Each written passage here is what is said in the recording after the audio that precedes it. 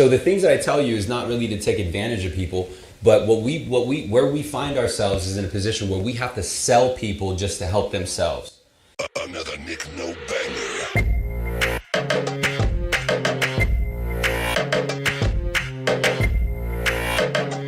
And I believe that urgency, is right now typically is being saved for the pitch at the very end. And we're trying to figure out, well, how do I create urgency? And oddly enough, the urgency is actually implanted at the very first call. It's the entire momentum of the conversation. And so there are certain words that trigger in a conversation, it triggers a reaction. So, if I said the word right now, like babies or children, there's a trigger that happens to us, right? We feel love. If I say something oddly on the opposite side of, let's say, cancer or death, it's a completely different trigger. Does that make sense? We are influenced by these triggers. And so one of the main triggers that I always constantly use in the very first meeting and also throughout is, it's super quick. Yes, absolutely, right now. Right now. These are triggers to make them feel that it is urgent. But I'm not saying like, oh yeah, you need to do this, you need to do this. It's along the same rhythm. So at the very end, I'm like, oh yeah, it's gonna be super quick. Just get me over these right now, and I'll show you how to get it done. And so it's a fucking momentum. They were built that way to understand that a prospect, regardless of what lead, although it is important to understand the lead type, to understand the lead type just gives you the point of view from that lead. But because our portfolio is so large, sometimes we're reconnected with a radio lead that was done through an outbound, right? So sometimes the lead source is off unless you're quickly going through the notes and figuring out the data. But the more data that we mine, the more, it could throw you off. So you might get a lending tree lead that applied, last year, and we got him back on an outbound. Does that make sense? So now we're trying to sell him in a way. So I want us to understand that every single connection is just that. It's a connection. And when the outside world tries to connect us, it's for something. And when we understand that energy is saying, hey, I want something, and we turn around from saying, okay, hey, how can I help you? And we say, oh yeah, let me go and get that one thing for you. Let me show you, right? Now they're following you naturally. Does that make sense? Versus saying, hey, I came here for this one thing, and you're just like, okay, yeah, how can I help you? You're looking for that? Does that make sense? They're not moving. Whereas if they came in and say, hey, I want that one thing, yeah, let me go and get that to you. So it's going to go to your Gmail account, right? Okay, perfect. Now they're following you. Does that make sense? It's a rhythm. And so that's where urgency is set up, is because when they call you, whether they want a 1.5 or they want that 2.5, regardless of what disclaimer, regardless of how you got connected to me, I'm going to give you what you want. This is the whole impression. Does that make sense? So now I don't need to worry about outbound, inbound, or whatever, because I'm carrying on the momentum and say, yeah, absolutely. It looks like it's going to be for your property here on Myford. Got it. I'm going to send it over to your email right now. This is going to be applicable to your primary home, right? Especially if they sound very fast, like they don't have any time. This is how you get a outbound, right? It's the same mentality. It's like, hey, I'm just giving you a quick update. I'm actually sending out a complimentary report. We talked to you in the past before, and we've updated for 2018 with these new tax reforms. So we wanted to keep you in the know because we talked to you before. It's actually on its way. It's already sending on your way to your email account. When you receive it, whether you use it or not, it's completely up to you. We're just doing our due service in ensuring that you're made aware. Oh, hey, well, I got you on the phone. Right? Now you have a foot in. Versus calling them and saying, hey, just want to see if you're in the market to refinance. Did you want to do any cash out? Did you want to do any debt consolidation? And as I had mentioned before, there are certain triggers, right? Society has these triggers. It's these influences. And so when they are influenced by their social circle to not refinance, or the rates are up, or don't pull out your equity from their loved ones, right? Like these are from their loved ones. Like, oh yeah, don't touch your equity, pay off your house. Are you fucking serious? These people have no idea, right? Like how to leverage. Why would you want to pay off a house, right? Well, I mean, I understand why, but you know what I mean? Like why do you think that, you're not going to refinance again? And so And so it puts us in a state where we can get frustrated, kind of like if any parents are here in the room, like you just want your kid to understand, right? But you have to go in a different approach. You have to explain it at a level that they understand. But what we do understand is that they have an intent to get something. And if we can carry the momentum and say, yeah, let me go and get you that one thing, now we're driving. Does that make sense? The reason why I put out an the sales script, for anyone who's ever downloaded it or looked at it, it may not be easy to understand, and so I'm going to explain why it works. It's because it ultimately addressed their objections right away, right? Their common objection is, I don't have time. Can you beat me? Can you beat this deal? Or what's your rate? And they believe that they're getting it, right? So the script again says, hey, thanks for holding. I'm authorized to provide you with the information you need. And so I'm telling them that they're talking to the right person. But before I begin, now I'm helping them save time, right? I need to verify a few things before I send this out. Got it. Now he's sending me what I want. Get it? Now I'm driving the conversation. I'm saying, hey, this is with regards to your property on Myford, right? Okay, cool. When I send it out to you, it's going to be for your primary residence. Curious, what's the balance on the mortgage? Got it. Outside of that, though, are there any other debts, like credit card debt, right? And you just it's a conversation. And so yesterday we were like, hey, how do we make the 1003 a conversation? Well, you make it a conversation by understanding what you need first. Because if you're not prepared to go across the resistance that we know more than likely can come, we're not prepared to overcome the resistance. When I'm talking about the resistance is the objection. Like, oh, I don't got any more time for this. But if we were prepared with the right leverage and said, oh yeah, absolutely, I understand. But at the end of the day, you got $40,000 in credit card debt. Whether you choose to use this monthly savings or not, and you want to find out a way to remove that $1,000 in credit card payments per month, I believe I can show you how to do it. But like you said, when you're ready. Now you're just like that, go, right? So if he gets to a point where he let it go, like, hey, I got an idea, and this is how you bring him back, right? I got an idea. Let me meet with my manager. I'm going to run a couple numbers, and then go back into the application. He's going to ask me and blame it on the manager, right? He's going to ask me about income. What do you do, right? Now I'm filling out the 1003. So you're going to meet resistance, but you're going to be better suited if you have leverage on that prospect. The problem is, though, when we get into contact with our prospect initially, we sometimes may give in or give them the driver's seat. So now we're actually following them. Got it? So the prospect is actually leading us and saying, yeah, you know what, I'm just looking for this 2.5% interest rate. I heard it on the radio 3 years ago. And we're following them like, okay, well, let me see if I can get that for you. It doesn't look like we can. It doesn't look like we can get it for you. And that is where the resistance meets. But like my pitch method, the reason why I deliver it in that specific way is because I need to open up their attention. And when I say that specific way, what I'm talking about is when I pitch, I don't say options, because again, triggers, right? I don't say the rate first, because I'm going to lose their attention if they don't agree with that rate. And so I need to position myself to ensure that they absorb all of the benefit first. And so I can get their emotions peaked. I can get their emotions at the point where they need me. Does that make sense? Whereas most pitches will start like, hey, sir, I got your options for you. Grab a pen and paper. Option 1 is going to be no cost, but option number 2 will have the cost. Got it? So we're actually prepping them to not want any of the information, but more importantly, we're putting them on guard. And why we have resistance on the front is because we're putting them on guard, right? We're giving them the notion that this is a sales transaction. Where in my script I say, hey, before I begin, let me just make sure I can move forward with the call. Now they're not on guard. Got it? Because they don't even think they're starting the process. Psychologically, they're like, okay, cool, help me save time. People value 2 things more than their kin, more than their children. Those 2 things is time and money.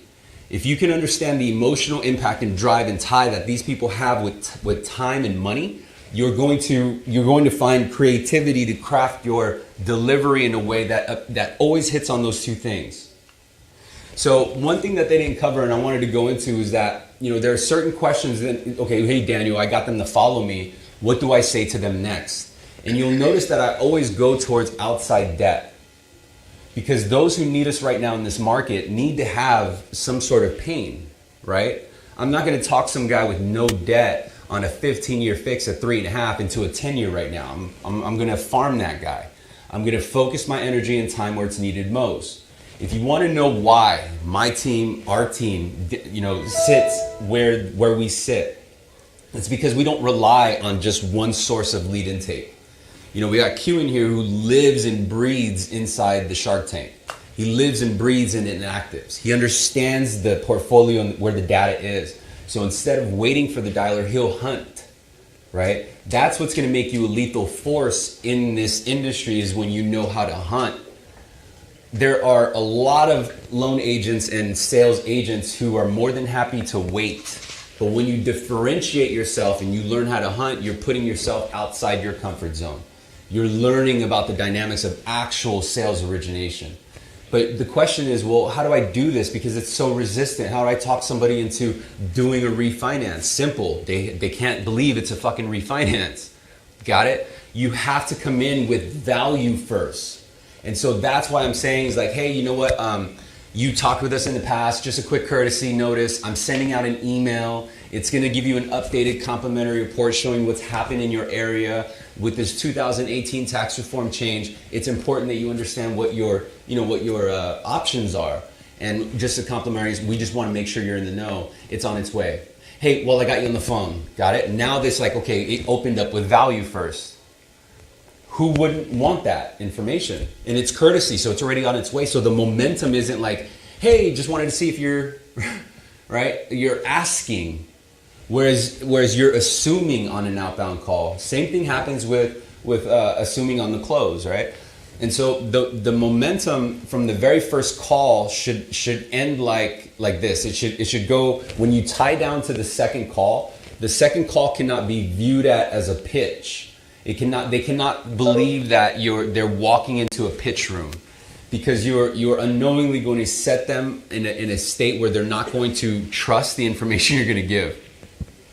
Not only that, but at the time that you set up that second call, they have to believe that what they get is what they get, right? This is what makes us different. And when you sell that, there's a way to word it to not make it seem cheesy.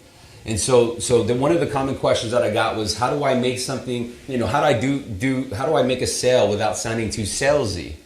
Well, the way you do it is you downplay it, meaning, and then you take it away, right? So you give like a glimpse of it throughout, you give glimpses of it throughout the conversation and say, okay, you know what, before I begin, let me make sure I can even, move forward with our conversation. Here's the thing, is that I'm a direct conduit to the source. Meaning that I'm your direct path. I'm not a broker, I'm not a bank, I'm a direct plug to the source. But here's the thing, I can only put in front of you what you actually qualify for. Right? I as a matter of fact, I can't even complete this call if I can't help you. That makes you different. But here's the thing is, if I am able to help you, the only reason why you'd want to use me, Jim, is because of my relationship with these entities.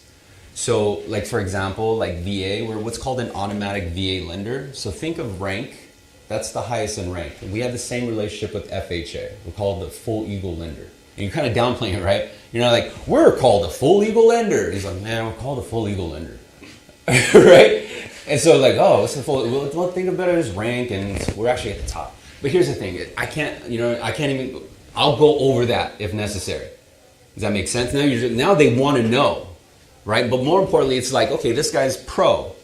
He's not coming off in a sales tone. And it's important to set it that way, because when they go into the second call, if they believe that you're just the hype man, the entire conversation, oh yeah, yes sir. Yeah, sure. Yeah, yes sir. Yes sir.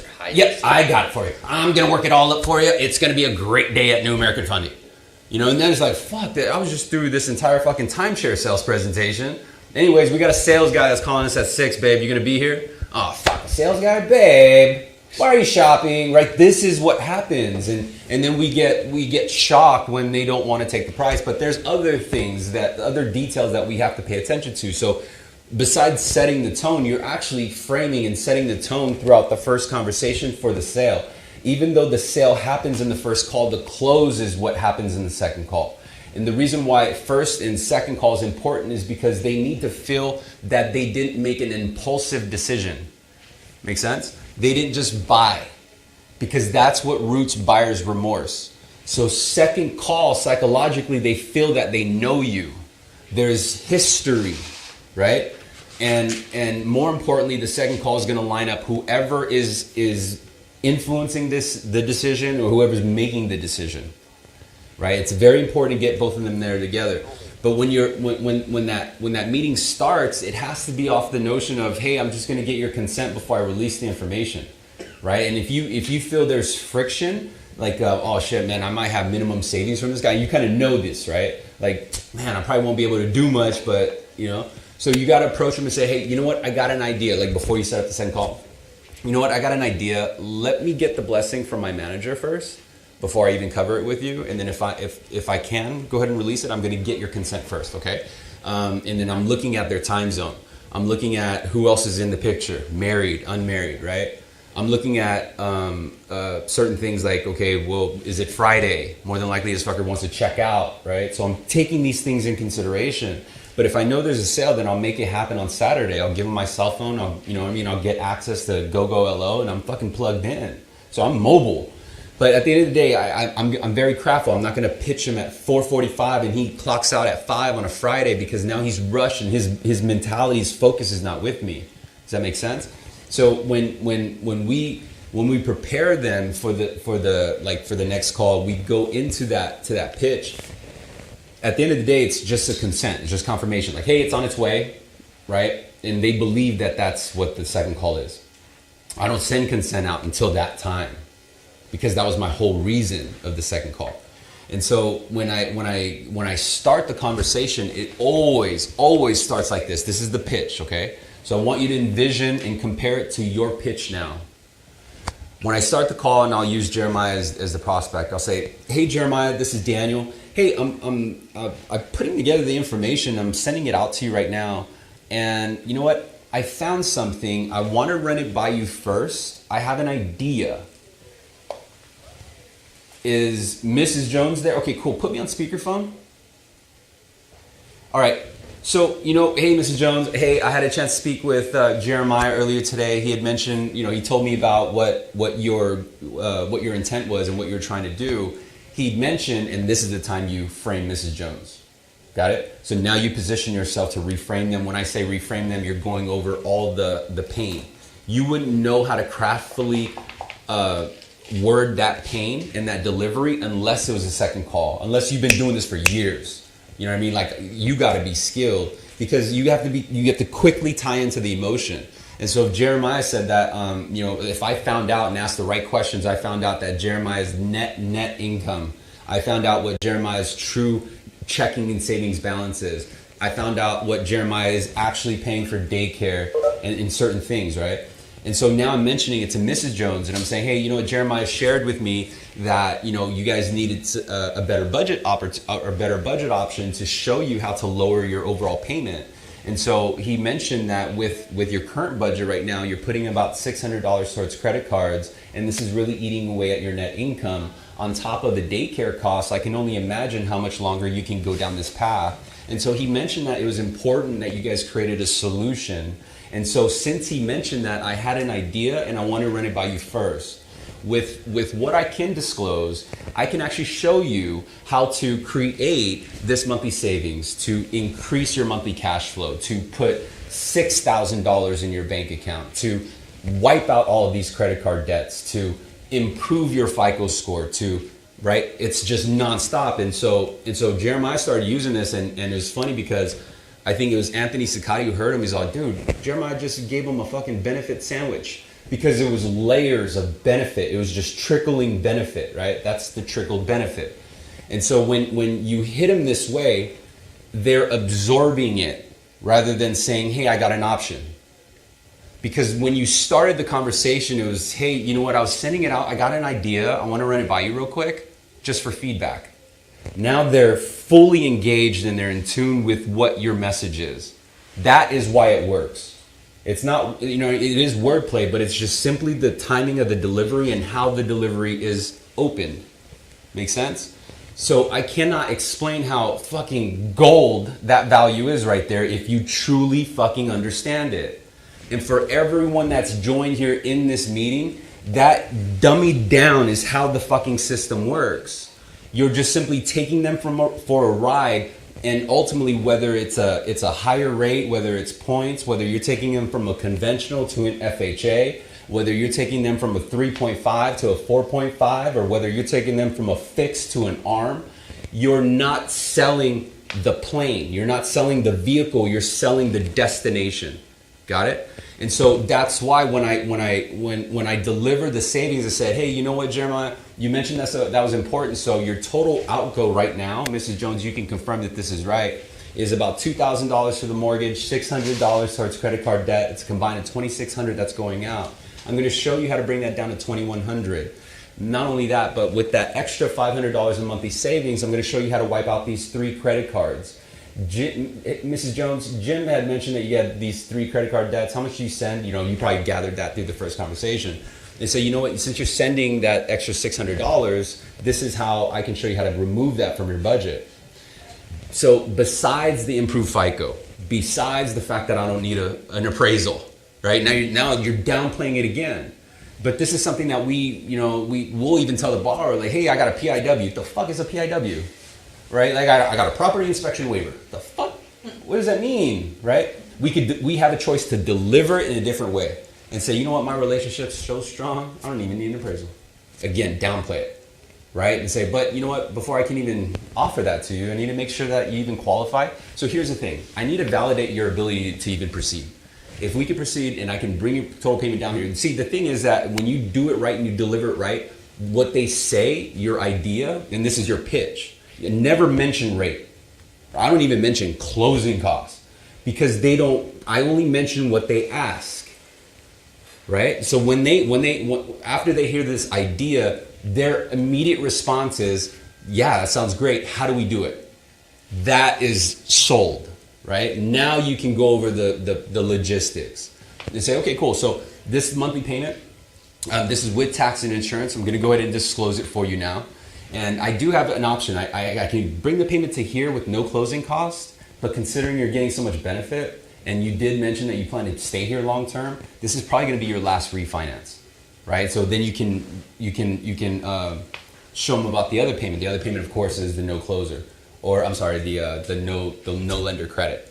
But you're not opening it up with, hey, this is the rate here, and this is the payment, and this is the lender credit. Got it? It's a different delivery, and the way that they're going to absorb it is going to be more in your favor. And so now they're making a decision based on payment. That's what we want, not based off rate, based off fees, based off term, based off ARM. And if it is an ARM, then the whole goal is you're selling, again, the destination and saying, hey, after we pay off all these debts, after we put 12 months of living in your bank account, then we can go into a 20-year fix or a 15-year fix. The option really is yours, but this is going to be your stepping stone. Does that make sense? This is how you explain it. And say, so before I send it out, which payment did you want? The one with no lender credit or the one with lender credit? I like this lower monthly payment. Got it. A lot of times, dude, they never ask the rate. And it's beautiful because it's a system that took fucking 20 years to refine. And I'm sharing this bitch for free.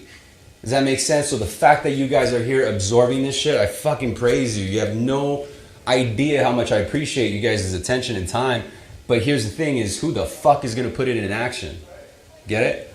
Yeah, there you go. There you go. Again. So the things that I tell you is not really to take advantage of people, but where we find ourselves is in a position where we have to sell people just to help themselves.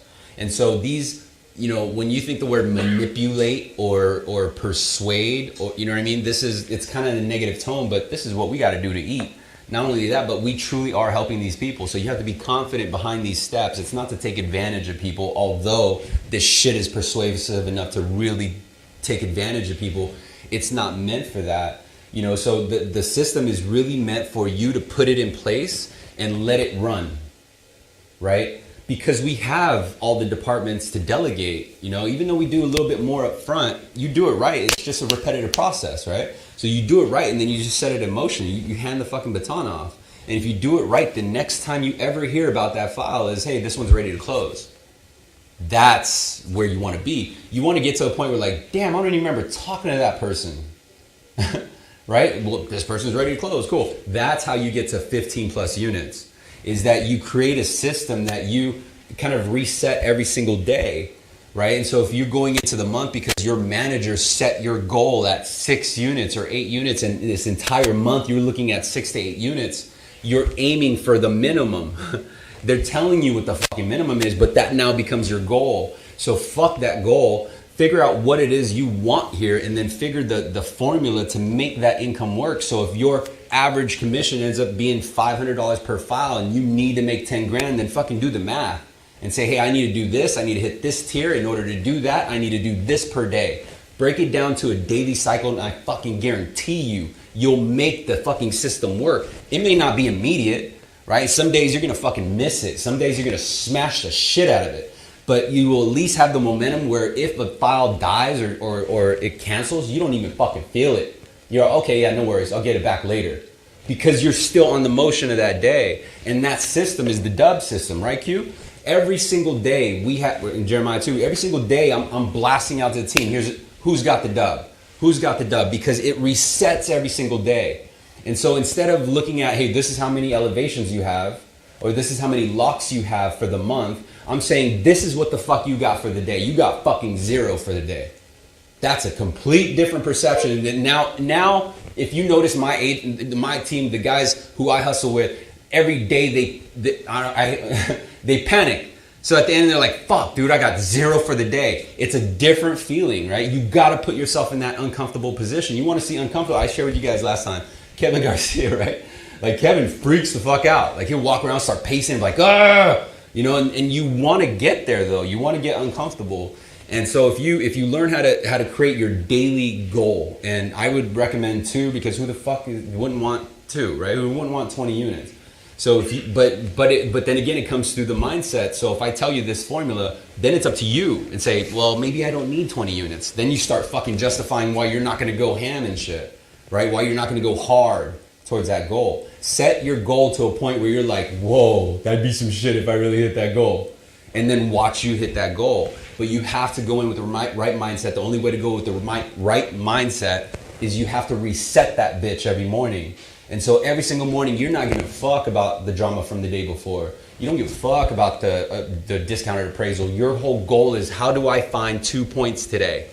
How do I get my dub? How do I get my lock, my elevation? And the only thing in front of you should put you towards that dub. If you're fucking chasing Mr. Patel for the 9th call and he hasn't replied back to you, we have all the resources to put him on a drip. He doesn't deserve your time, right? There's a lot of people that we could really help. And so then it comes down to, well, yeah, the dialer's not giving me these damn leads. Well, the point is that you're looking at it in a different way. It's about connections. If you come in every day and say, hey, I need 10 connections to 10 fucking people, to 10 new people, not just, you know, right? 10 connections, like, hey, now I got a drip. Because of those 10 connections, maybe 3 of them actually qualify. But of those 3 that qualify, at least those are 3 pitches. Of those 3, you're bound to hit 1, right? And so if you're halfway through the day and you're like, damn, I only have 2 connections, I need to fucking make some connections. That's what keeps your engine afloat, is constant origination. Otherwise, if you get too fed, and it happens all the time, like your pipeline's fat, and you focus on that and you babysit it because you don't want to hit that tier, that's where you fall off. Now the momentum's way behind you. Now you got to catch up. And this is what happens with the roller coaster income. If you want to figure out how to consistently hit a tier, then you have to create the system and just let that bitch run, right? And this is how Sales Remastered works. It's just a system. All you're doing is guiding them down through a system, persuasive will. It works. You're just guiding them to the sale. Make sense? And I would strongly recommend that you don't pitch it if they believe it's a pitch, right? Because at the end of the day, when you show your cards, that's it. You're going to set the tone for the rest of the engagement. And if you have the opportunity to set it, there's a difference. If you have an opportunity to set it to the point where they're anxious and like, yeah, how do we get that idea into place? Like they want it real bad. That's far better in your favor to make them act with urgency rather than them saying, all right, well, I guess option 2. Right? That's how usually a pitch will end. Then, all right, well, I guess option 2 for now. Let me talk to my wife. Right? You know, but sometimes when because we've been using that method so long, it's hindered our numbers, right? And so now we're holding on to anything that has interest, and we're actually putting ourselves in further down the rabbit hole because we are so desperate for a deal. We will take that. But the problem is, though, you're not paid on that. Unless you're here for the hourly, you're not going to see no money on that. So why would we even open it up in that way? So what I'm showing you is a way to have more control of the engagement, and also urgency that you set up with that prospect. I promise you, if anyone, this is recorded, when you see it uploaded, revisit this episode. Everything that I've dropped in here from you is a summary of how to make it work.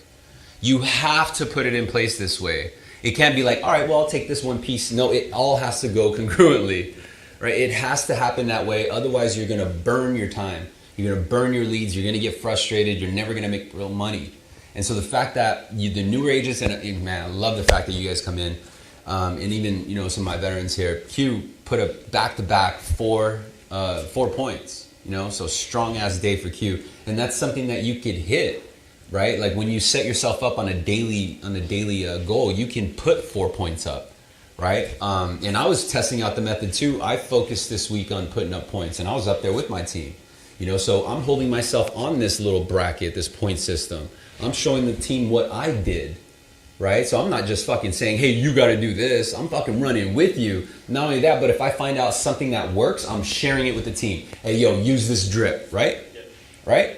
Use this fucking campaign. Go here. This is why they're fucking winning, right? This is why when you look at it compared to everyone in the fucking division, I don't mind. I'm no disrespect to anybody, but at the end of the day, this is why they're up there, because they know where to look. They're using the strategies that work, and so I hope to see you guys up there too. Yeah, good question. So the question was, when it comes down to 3 options, typically one will set up no lender credit, and then lender credit, right? And so through your first conversation, you should already have an idea of what you could sell them. Like if this guy's super rate cautious, then I wouldn't even go for full lender fee, because I can justify just selling the no lender fee, right? Even if $1,600 out of $4,000, I'm just going to tell them, well, you're deferring a payment anyway. You're getting an escrow refund anyway. If you didn't do this, you wouldn't get that money anyway, right? Not only that, but you could fucking finance that, and I'm saving you X amount per month. So that would be my backup plan. I'm not going to go in with it with that mentality, right? But how it comes down to is that I'll say, hey, this one has no lender fee, because they always assume that's no fee, right? But I was clear, there's no lender fee. Again, it's social influence, right? They hear one thing, they understand what they want to hear. And so say, hey, this payment is no lender fee, this payment is no appraisal. Very simple. Now they have 2 options, and they're going to go with the one that seems more convenient, but both of them are convenient. I never say this is the rate. Yeah.